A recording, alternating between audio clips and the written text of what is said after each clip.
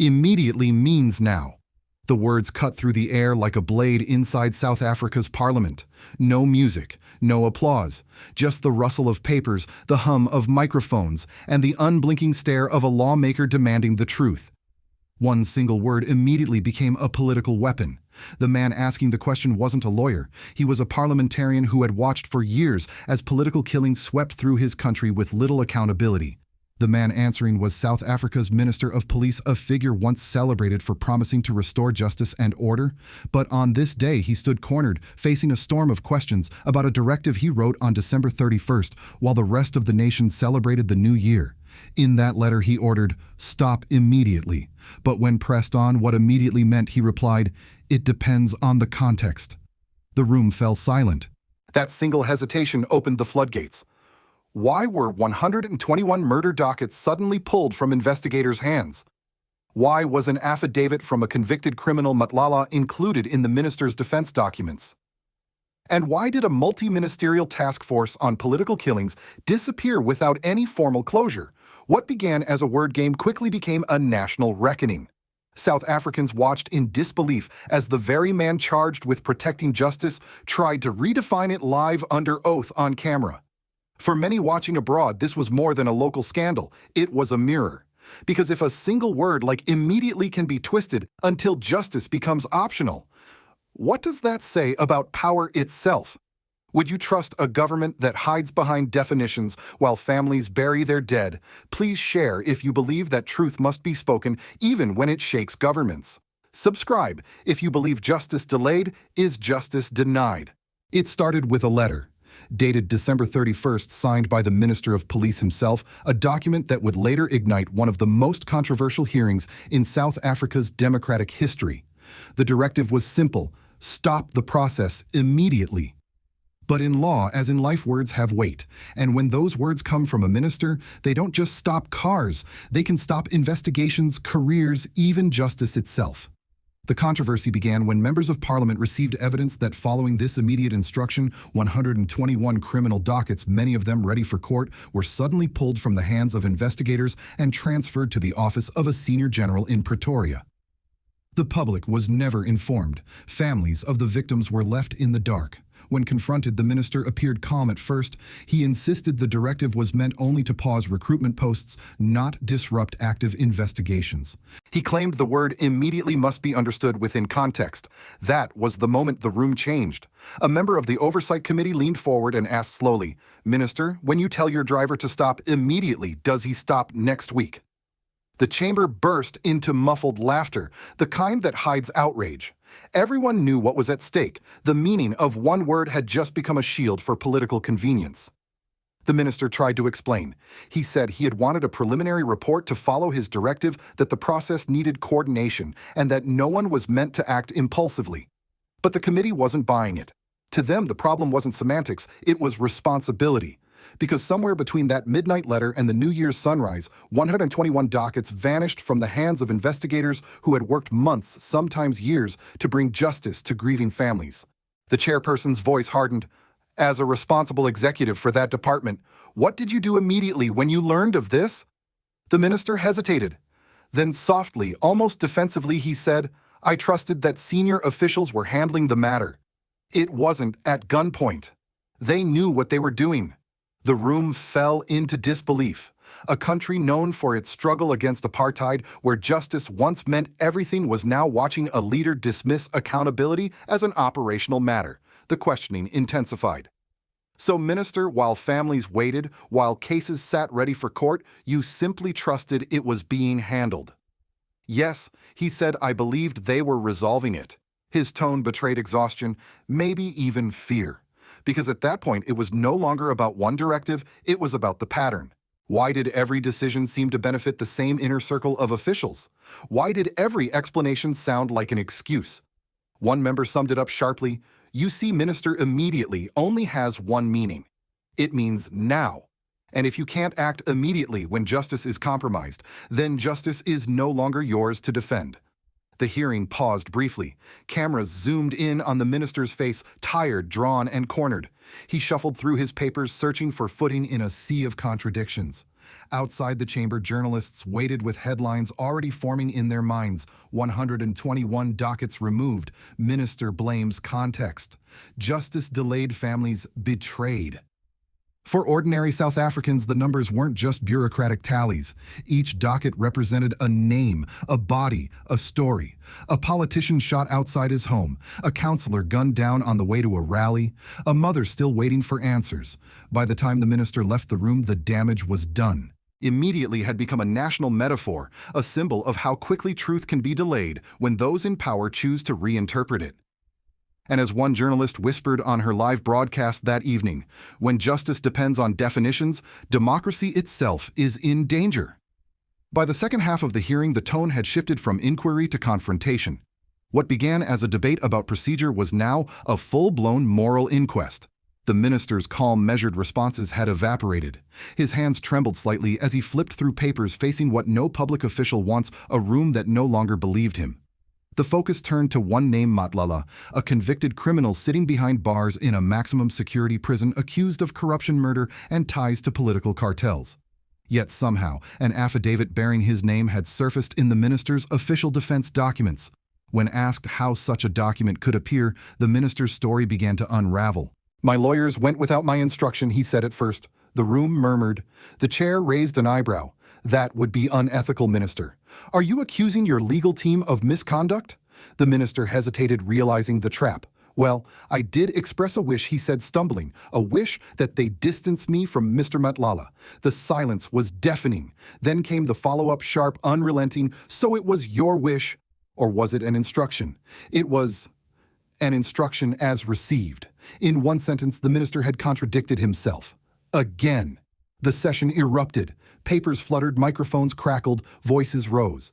What should have been a straightforward explanation now resembled a legal labyrinth. 3 different versions of the same story.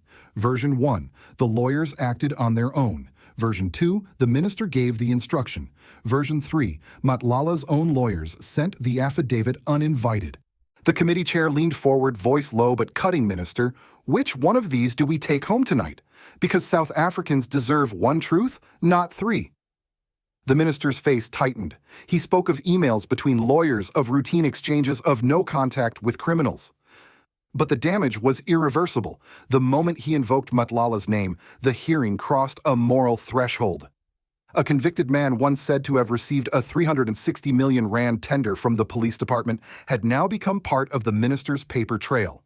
Even if the affidavit cleared him of wrongdoing, the symbolism was poisonous. One member of parliament summed it up bluntly: "Minister, even if there is nothing legally wrong, there is something morally wrong.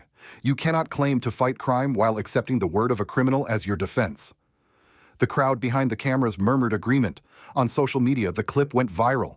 South Africans, weary of corruption scandals, seized on the irony: the Minister of Police defending his innocence through the testimony of a prisoner. That evening, radio hosts called it the Matlala moment, the instant when the nation's patience snapped. Editorials accused the government of institutional hypocrisy, arguing that if ministers could cite gangsters as legal witnesses, then the line between law and crime had vanished entirely. Even international observers reacted. Human Rights Watch released a brief statement expressing deep concern over the erosion of integrity within South Africa's law enforcement leadership.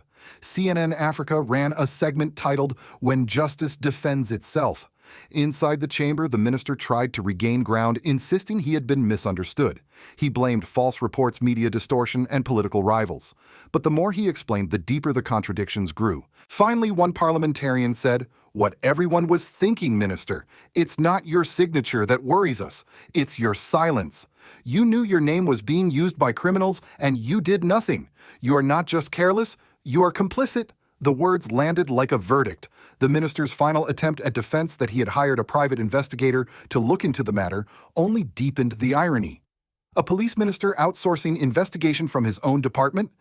It was the perfect metaphor for a government losing control of itself. Outside, protesters gathered on the steps of Parliament, holding signs that read, "We don't need context, we need justice." 121 families deserve answers. By the time the session adjourned, the story had outgrown the room. It was no longer about the letter or the word immediately or even the affidavit. It was about trust, the most fragile currency in any democracy. And that day in Cape Town, South Africa's trust in its leadership dropped to zero. When the hearing ended, South Africa didn't go back to business as usual. The country woke up to a deep, echoing silence, the kind that follows betrayal. Across radio stations, callers spoke with a mix of anger and despair. "We fought for freedom," one elderly veteran said, "but we're now prisoners of our own government's excuses." Others asked how 121 murder cases could simply vanish into context. For ordinary citizens, the scandal was not about legal interpretation. It was about moral exhaustion.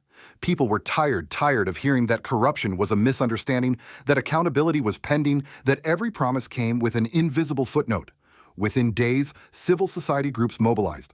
The Institute for Constitutional Accountability demanded an independent probe into the disappearance of the Dockets. Human rights organizations launched petitions under the slogan, "Justice cannot wait." In Durban, families of victims marched with photographs of their loved ones.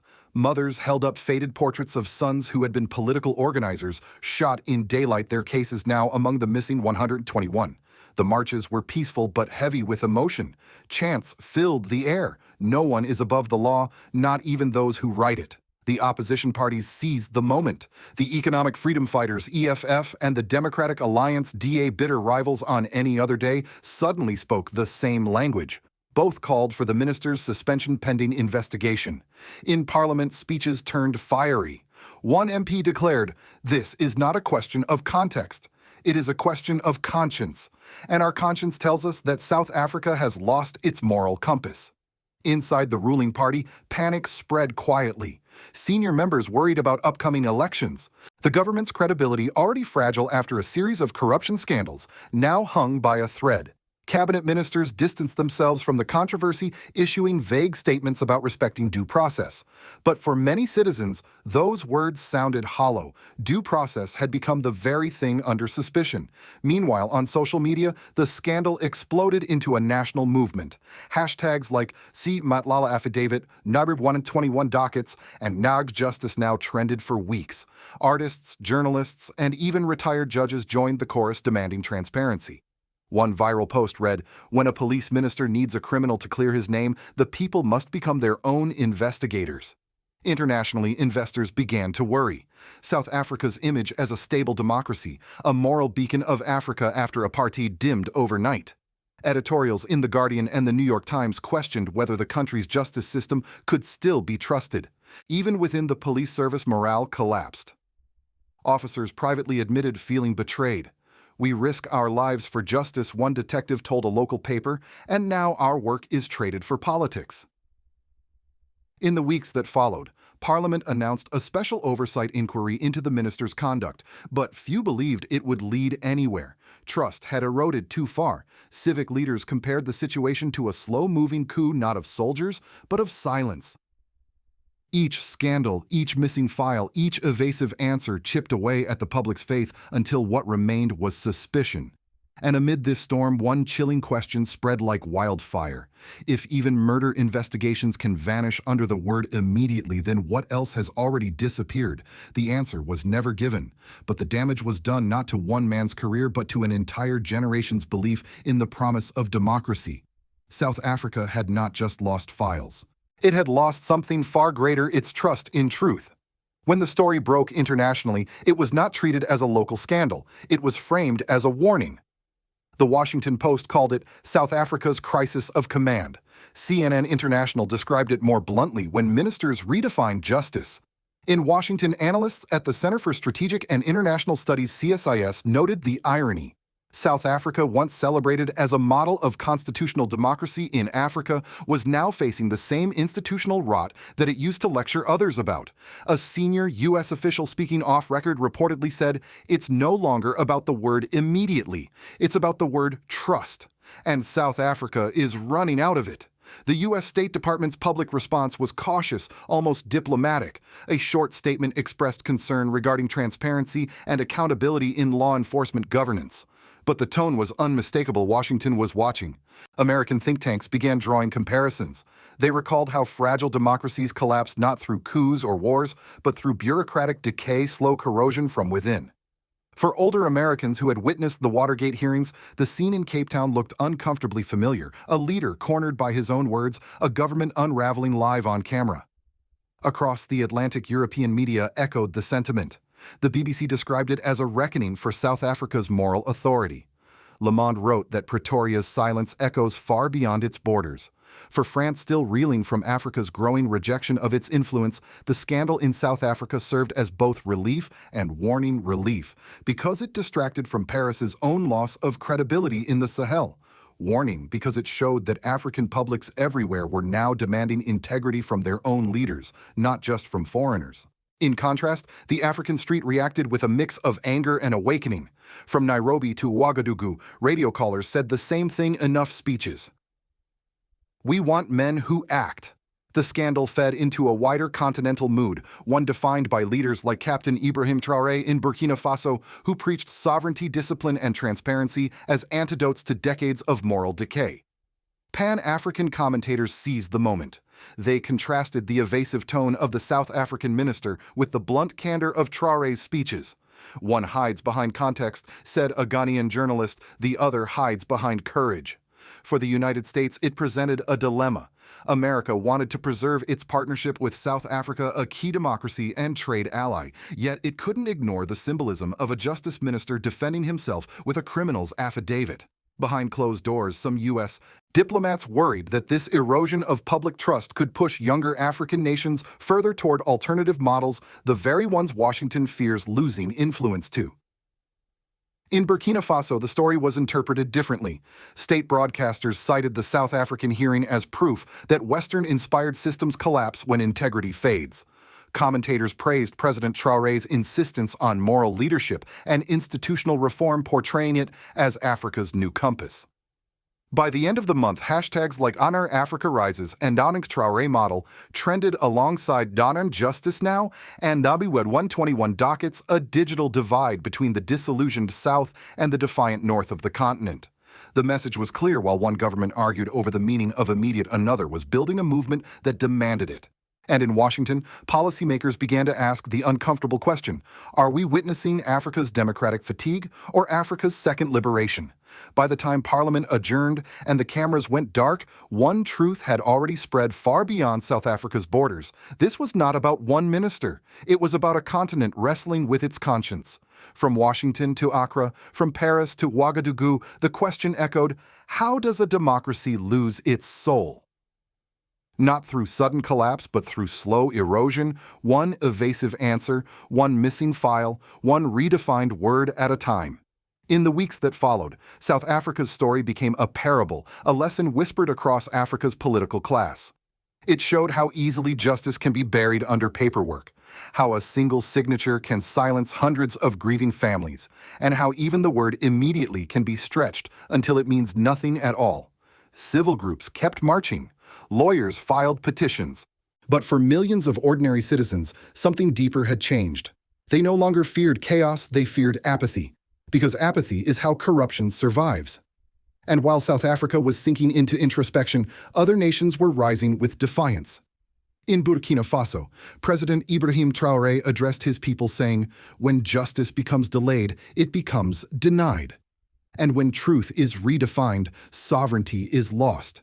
His words circulated online, shared not only by Africans, but by Americans who saw a familiar reflection, the same struggle for accountability that once shook their own institutions half a century ago. Perhaps that is why this story resonates so deeply with older Americans. You remember when truth was put on trial, when leaders tried to redefine wrongdoing as misunderstanding. You know how fragile trust can be and how long it takes to rebuild. The warning from Africa is simple: democracy dies not when men with guns take power, but when men with pens stop telling the truth. So tonight, whether you're in New York or Nairobi, think about this. If a single word can blur justice in one country, how many other truths are being rewritten elsewhere quietly, conveniently, immediately? Please share this story if you believe that truth must still mean now, not later. Subscribe if you believe that Africa's awakening and the moral courage of leaders like Ibrahim Traoré deserve to be seen, heard, and understood beyond headlines.